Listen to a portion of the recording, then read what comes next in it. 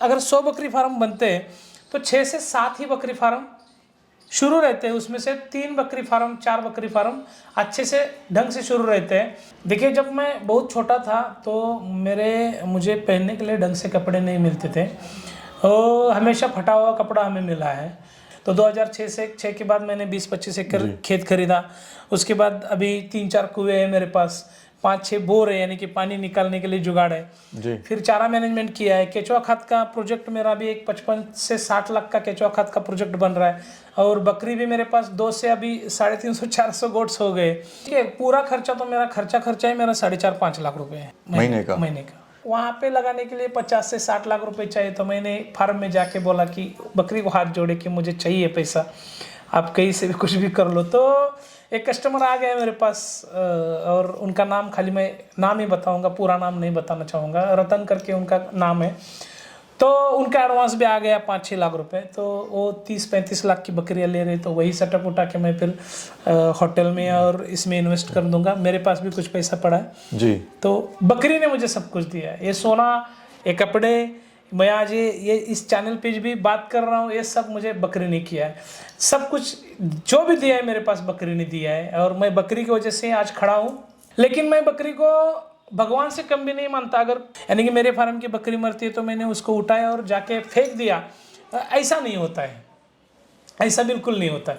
जब मेरी पुरानी बकरी रहेगी तो उसके साथ में एक नारियल, उसके साथ में हरा कपड़ा और उसको गड्ढा खोद के उसके अंदर उसको दफन किया जाता है। नमस्कार भाइयों, इंडियन फार्मिंग टेक्निकल चैनल में आपका एक बार फिर से स्वागत है। दोस्तों, आज हम बात करेंगे बहुत ही महत्वपूर्ण टॉपिक के बारे में, वो है बकरी पालन की ट्रेनिंग। क्योंकि दोस्तों, ट्रेनिंग का इतना महत्व है कि अगर आप सही से ट्रेनिंग नहीं लेते हैं, प्रॉपर ट्रेनिंग आप नहीं ले पाते हैं, तो आपका बकरी फार्म फेल होने के चांस काफ़ी बढ़ जाते हैं। तो दोस्तों, आज हम इसी टॉपिक पर बात करेंगे, कहाँ से आप ट्रेनिंग ले सकते हैं, ट्रेनिंग में क्या क्या ज़रूरी बातें हैं जो आप सीख सकते हैं और आपको सीखना बहुत ही ज़रूरी है। तो हमारे साथ हैं तेजस भाई। नमस्ते। तो तेजस भाई, जो हमारे व्यूअर देख रहे हैं, आपको अपना एक बार परिचय दीजिए। इंडियन फार्मिंग टेक्निकल चैनल को सब्सक्राइब करें, साथ में पास वाले घंटे का बटन जरूर दबाएं, जिससे हमारी आगे आने वाली वीडियोस का नोटिफिकेशन सबसे पहले आप तक पहुंचे। नमस्कार प्यारे किसान भाइयों, मैं हूँ तेजस लेंगरे, महाकाली गोट फार्म, बामनी गांव, सांगली डिस्ट्रिक्ट, महाराष्ट्र से। तेजस भाई, लोग बकरी फार्म खोलते हैं, उसमें बहुत सारे पॉइंट होते हैं। एक शेड का पॉइंट होता है, एक ट्रेनिंग का पॉइंट होता है, एक बैकअप पैसा जो चाहिए होता है, एक पॉइंट वो होता है, एक ब्रीड का चुनाव होता है। तो एक सबसे बड़ा महत्वपूर्ण पॉइंट है, वो है ट्रेनिंग।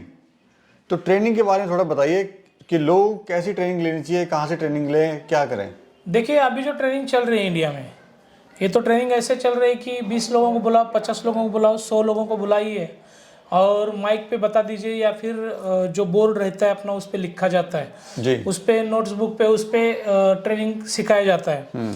असल में क्या है कि अगर आप प्रैक्टिकली ट्रेनिंग और टेक्निकली ट्रेनिंग दोनों ले लेते हैं, प्रैक्टिकली यानी कि बकरी के फार्म के अंदर जाके बकरी के साथ में, यानी कि उसको आईवी कैसे देना है, उसको सबकट कैसे देना है, उसको मांस में इंजेक्शन कैसे देना है, या फिर उसके नाखून कैसे काटने हैं, उसको कैसे बकरी प्रेग्नेंट बन जाती है, या फिर कैसे उसके बच्चे निकालने हैं, या फिर हर चीज़ें पेट फूलने के ऊपर क्या देना चाहिए, और उसको टॉनिक कैसे पिलाना है, या फिर उसको जंत का डोज क्यों देना चाहिए, कब देना चाहिए, ये सब ट्रेनिंग जो है हम महाकाली गोट फार्मिंग में प्रैक्टिकली और टेक्निकली, पूरा एक नोट्स बुक रहता है, उसमें पूरा आपका 100 पेजी का नोट्स बुक भर के दूसरा नोट्स बुक आपका भरने के लिए आता है। इतना हम लोगों को सिखाते हैं और बकरी फार्म के अंदर जाके सिखाते हैं।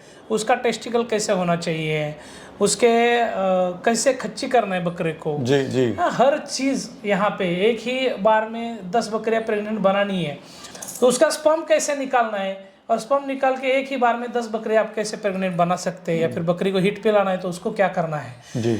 हर चीज़ जो है, बच्चे को, छोटे बच्चों को कितने दिन में जंत का डोज पिलाना है, ये हर चीज़ें महाकाली गोट फार्मिंग में प्रैक्टिकली आपको खुद के हाथों से करना है।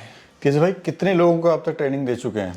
देखिए, मैंने ट्रेनिंग पिछले साल से शुरू किया है। अब तक मेरे ख्याल से मैंने 200 से 300 लोगों को, 200 प्लस लोगों को ट्रेनिंग मैंने दे दिया है। सर, ये बताइए, ट्रेनिंग आप दे रहे हैं, लेकिन फिर भी क्यों लोगों को ज़रूरत पड़ती है कि आपसे भी लेगा, दूसरे से भी लेगा, तीसरे से भी लेगा?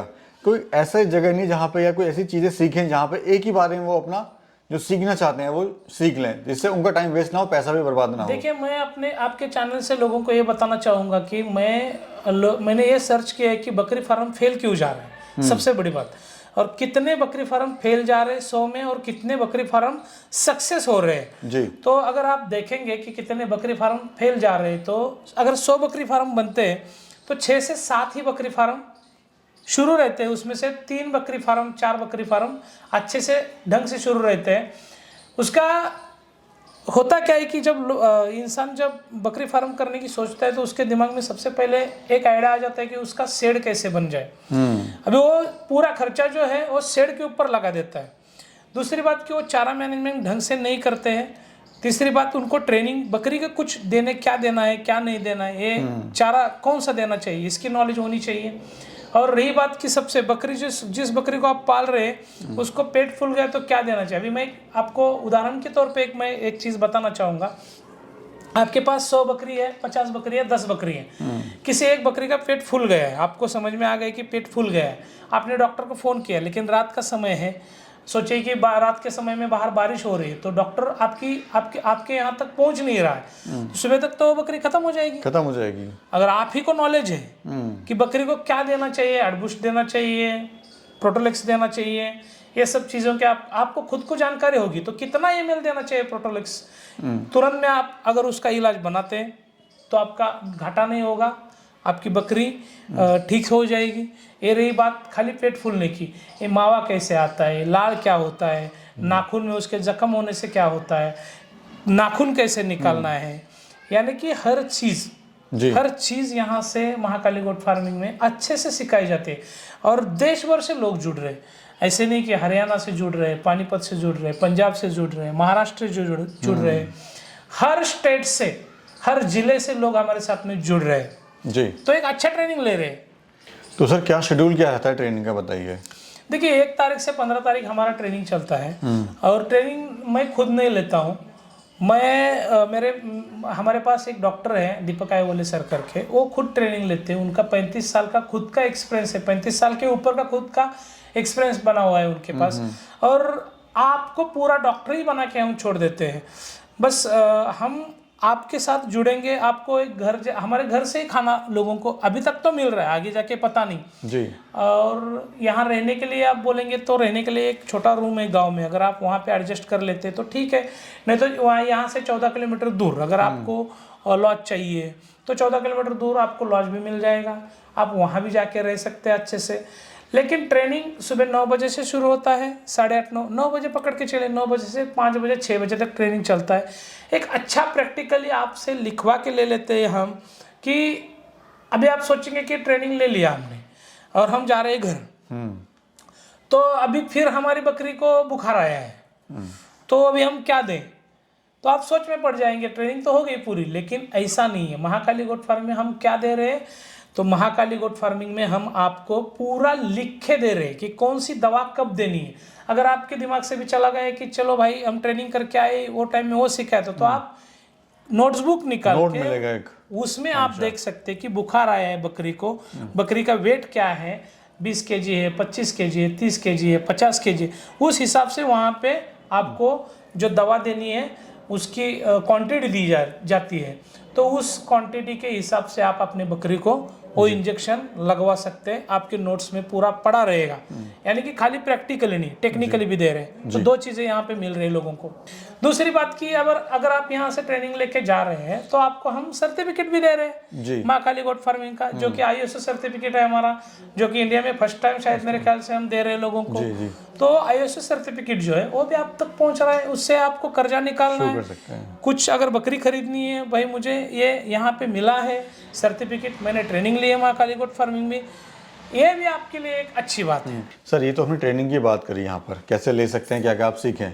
थोड़ा सा जो नए दर्शक जुड़े हैं सर, अपना स्ट्रगल काफ़ी आपका कठिनाई में भरा रहा है सर, स्ट्रगल आपका बिल्कुल वो थोड़ा सा बताइए। और जहाँ तक मैं देख रहा हूँ अभी आपने सोना वगैरह इतना सारा पहना हुआ है, तो ये ऐसे ही नहीं आया है, बड़ा स्ट्रगल, बड़ी मेहनत और उसके पीछे एक जज्बा था, एक जुनून था, वो थोड़ा सा बताइए हमारे दर्शकों को, क्या जुनून था, क्या जज्बा था सर।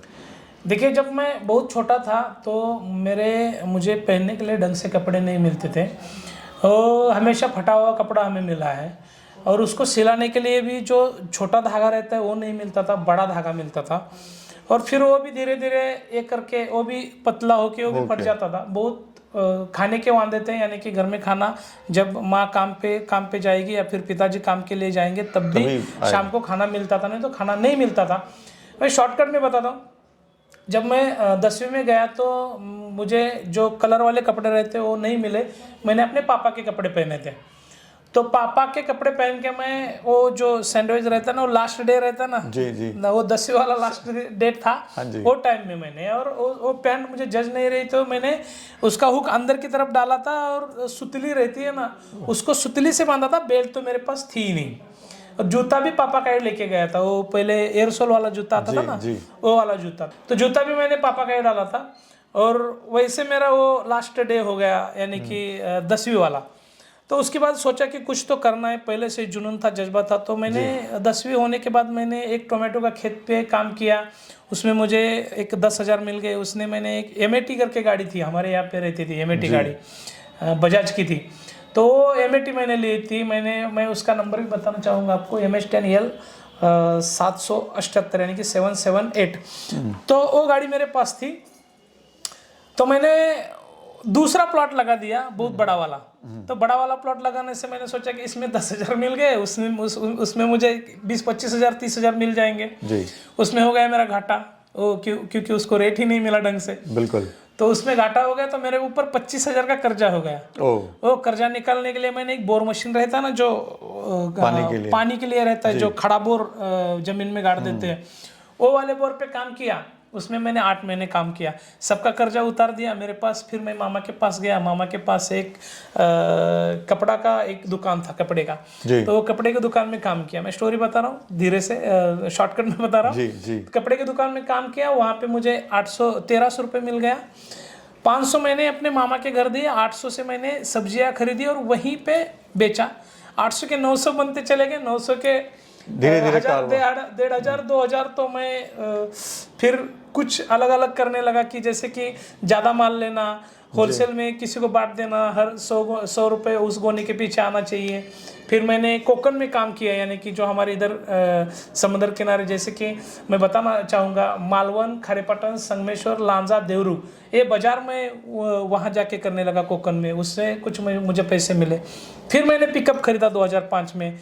2000 पिकअप खरीदने के बाद मुझे पता चला कि ये सिर्फ ढोने का काम है, अगर कुछ करना है तो कुछ अलग करना पड़ेगा। तो मैंने 2 बकरी खरीदी 2006 में, और 2006 से खरीदने के बाद फिर मेरा टाइम बदल गया। 2009 में मेरे पास एक सुनील नाम की एक पार्टी आ गई, यानी कि एक कस्टमर आ गया। उसने मेरे पास 2 लाख का माल खरीदा वन टाइम में। उसमें वो टाइम में मेरे पास 50% वाले गोट्स थे, कुछ सादे भी गोट्स है, यानी कि हमारे इधर की गांव की जो बकरी रहती है उसको उस्मानाबादी बोलते हैं, वो भी बकरी थी। तो 2 लाख मेरी जिंदगी में मैंने पहली बार देखा कि भाई ये 2 लाख कितना होता है। तो वो देखा मैंने 2009 में। तब से मैं चल पड़ा कि नहीं, अभी इसको लेके जाना है आगे, क्योंकि मैंने पिकअप चलाया था 2009 तक जी। 6,917 रुपये मेरे गाड़ी का किस्त था, वो भरने में मुझे यहाँ तक आ जाता था, और घर का खर्चा भी था। तो ये सब चीज़ें मैंने, उसके बाद मैंने मुड़ के पीछे कभी नहीं देखा ज़िंदगी में। तो 2006 के बाद मैंने 20-25 एकड़ खेत खरीदा। उसके बाद अभी 3-4 कुएँ हैं मेरे पास, 5-6 बोर है, यानी कि पानी निकालने के लिए जुगाड़ है जी। फिर चारा मैनेजमेंट किया है। केचुआ खाद का प्रोजेक्ट मेरा अभी एक 55 से 60 लाख का केचुआ खाद का प्रोजेक्ट बन रहा है। और बकरी भी मेरे पास 2 से अभी 350-400 गोट्स हो गए। अभी मैंने कुछ खेत खरीदा हुआ है हाईवे पे भी, तो मैं बहुत जल्दी आपको हाईवे पे मिलने वाला हूँ। वहाँ पे भी आपको होटल और रोपवाटिका, यानी कि जो नर्सरी रहती है जी, वो एक अलग ही कॉम्बिनेशन करने वाला हूँ मैं।